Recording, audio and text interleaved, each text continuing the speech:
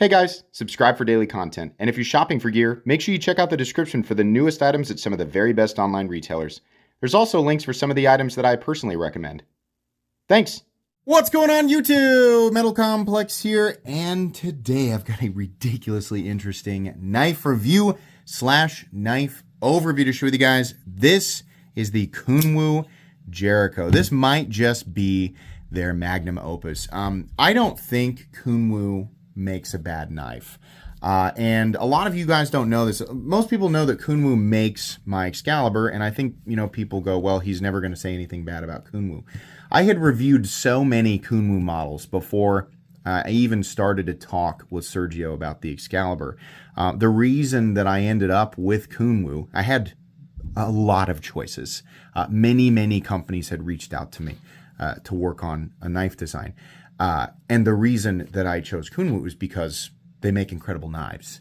They are incredibly high quality. Their designs are good. They are knives made by knife people that are for knife people, but also that have enthusiast elements. I truly do not believe Kunwu has ever made a bad knife. All of their designs are good. It's just that their designs are anywhere from good to excellent, legendary, right? The Padre is widely considered the crowd favorite, and it is excellent. I love it. It's very cool. The Jericho might be my favorite. This is a very good design, and it's also an incredibly good looking knife. This is an expensive knife, but as I say, once we get into these higher, these tiers, every $100 up, you really have to start bringing it. And Kunwu always brings it. They always bring what you want to see when you get up to these price points. And so I'm gonna talk all about that, but I can't wait to talk about this knife. This was an absolute joy to carry. Thanks so much to Kunwu for sending it in. It is available. I will link it down in the description. You guys can check it out if you want to. They do make left and right-handed models. Right-handed and left-handed frame locks. So make sure you check it out. If you're left-handed, check out the left-hand version. It does help my channel when you use those links, but that's up to you. Thanks to my patrons for supporting me. Make sure your notifications are turned on for the Metal Complex YouTube channel. Let's go ahead and measure it. The overall length of this guy coming in at, I'm measuring it at exactly 8 inches. Blade length is 3.5. Cutting edge is about 3.25. Let's do some size comparisons. Any custom scales you find in this section can be found down in the description under Original Goat and others, up against the 8010 and my own Excalibur. Excalibur's a little bit bigger. It's 8.5 inches. This is not a small knife, though. It's just, it's smaller than some of these really big knives. Let's put it up against, well, I got the Benchmade Griptilian, or in this case, the Ritter Hogue and the Hogue Deca. It's definitely almost exactly the same overall length as the Ritter Hogue. It's just a slightly more compact profile. Definitely bigger than the Hogue Deca. And then finally, we'll put it up against the Spyderco PM2 and the Spyderco Para 3. Okay, how is the action on this knife? The action is excellent. Access to the lock bar is very good. Move that out of the way, and the blade comes down and stops on the choil, which is awesome. Pivot action, very good. Actually, the pivot action, I spit on the blade when I said pivot. Sorry about that. Pivot! All right. The action is very good. Kunwu action is really good. This has a pretty substantial, like the lock bar tension. It's not crazy, right? But it's quite a bit. But very good in the action. It's only going to get better. Deploying the blade via my thumb is really great, and reverse flicking it is also great. For some reason, this looks like a knife that should have a flipper tab, but if it did, it would definitely change up the ergonomics. I think ultimately the answer to that is it would work just fine with a flipper tab.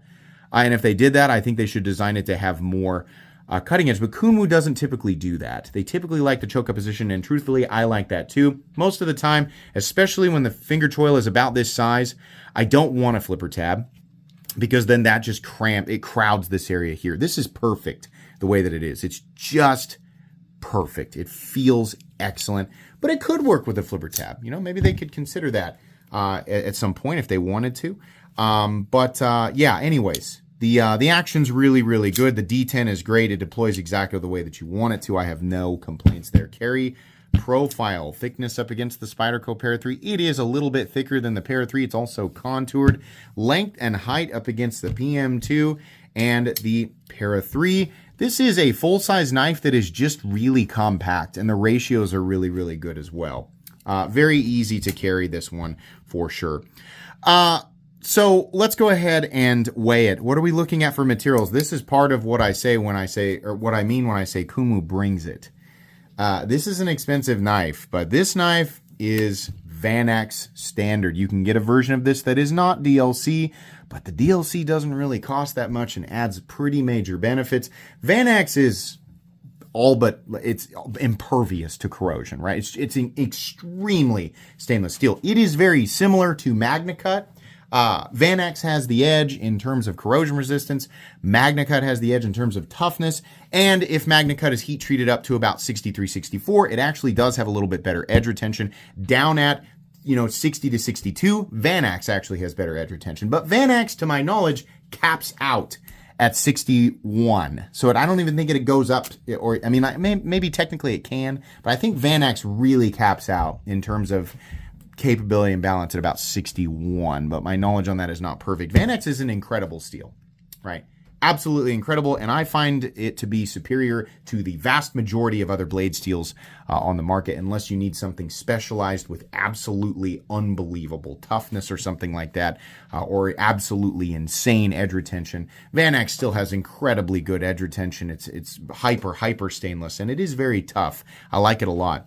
So you don't need the DLC, but the DLC does add an incredible amount of scratch resistance, and I'm just going to go ahead and say I think it looks better, right?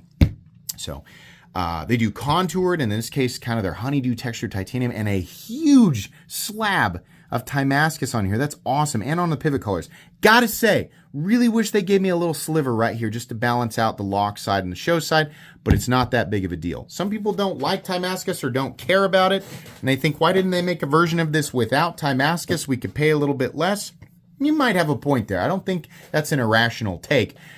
But you could also just look at some of their other knives. They have lots of knives that don't have Damascus at all, except for the pivot collar. Some of them don't even have Damascus on the pivot collar. Kunwu has a lot of options, right? And sometimes their options are out of stock, and you just have to wait a little bit, and then they come back. But yeah. So, but there's a lot here. The contour texture titanium, the titanium Damascus, right? When you get a frame that's black on these, I don't know if it's the same with all of them on these, the frame will be PVD. Not DLC, you'll be getting PVD frames if you get a black frame, but the blades will be DLC, which is important, right? DLC Vanax contour titanium, titanium backspacer and pocket clip, and a lot of Damascus.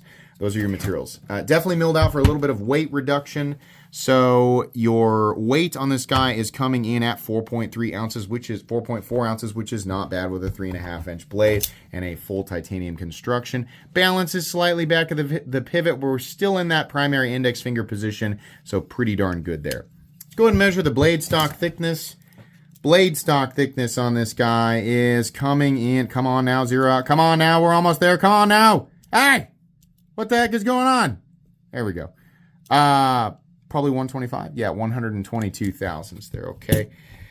Hardware check. Get out my tools. As per usual, my tools are very inexpensive and very recommendable. You can find them right down in the section of my description that talks about the tools I use on this channel. We have a T8 pivots. We have a T8 lock bar insert screw, which I don't know why you would ever need. Oh, no, I'm wrong about that. That's actually, I think that's actually a T6. Is it?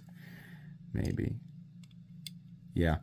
Now these, though, these are T8. You don't ever need to take that out. Same with the pocket clip screw. Just 2 on each side. Easy. As long as you have the right tools for the job, you should be good to go. Okay, meat and potatoes time. Obviously, looks are very subjective. I love how this looks. I think the blade to handle ratio is awesome. I love harpoon blades. I've said that for years. I think they're awesome. The jimping complements the index finger position. The whole knife is beautifully ergonomic. It's just great. It's a big knife that doesn't feel, it's a full-size knife that doesn't feel like a monstrous knife. It feels big enough. It's just got a cool, like the flow of the handle and the blade together. It's not a unique blade shape, and it's far from a unique handle shape, but it just looks good. It has that Kunwu excellence to it. You have contouring. The inlay is perfect. The nesting of the inlay is perfect. Fit and finish all the way around is just spectacular. This is such a cool, such a good looking knife. I really, truly cannot decide if I like the Padre or this more. As a daily tool, cutting geometry, I would say medium, maybe medium slim, but definitely good enough to do your standard cutting and poking tasks, things like that. Definitely a good slicer. In the pocket, I mean, it is pretty compact for a full-size knife. In and out of the pocket is nice and easy. Pocket clip doesn't have too much crazy tension on it or anything like that. Even though it is riding directly on top of texturing, it's not bad, but I wish they had a bald spot underneath there. I think that would have been great. Kunwu doing their typical not blasting a bunch of billboarding in your face. You have the unique pivot, and then you have the Kunwu logo on the pocket clip, and that's it. Back spacer looks good, pretty plain, nothing crazy there. We don't have a lanyard hole, but most people don't really care. The pocket clip, it's pretty generic, but it does the job, and in and out of the pocket, I didn't really have any issues. There is more of a, you're more aware of the pocket clip in the standard grip. Choked up, quite a bit less. Barely aware that it's there at all. But really, I think a pretty standard good clip design. Carry depth is about here. We don't always go over that. Carry depth right there. Steel lock bar insert that doubles as the over travel stop.